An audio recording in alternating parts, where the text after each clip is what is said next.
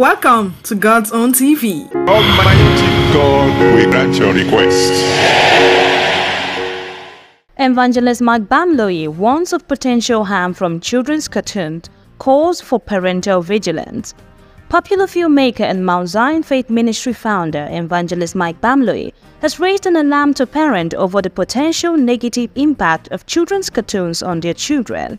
In a post shared by the man of God on his Facebook platform, Mike Bamloye revealed a concerning anecdote from a pastor in Perth, Western Australia, whose child suffered speech impairment from watching the popular children's cartoon Teletubbies.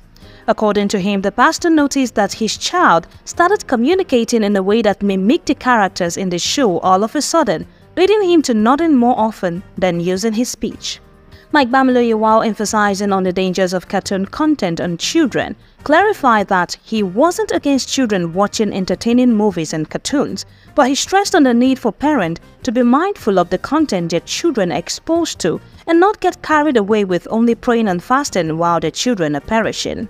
Furthermore, sharing his own personal experience, he noted that he enjoyed watching Walt Disney's Bambi and Aristocats with his own children while they were growing up. However, he urged parents to pay attention to the messages and influences present in the media consumed by their children. In his words, he wrote, "When we went to Perth in Western Australia, and during one of the drama lectures, I taught this lesson on the harmful effect of some children's cartoons to our children.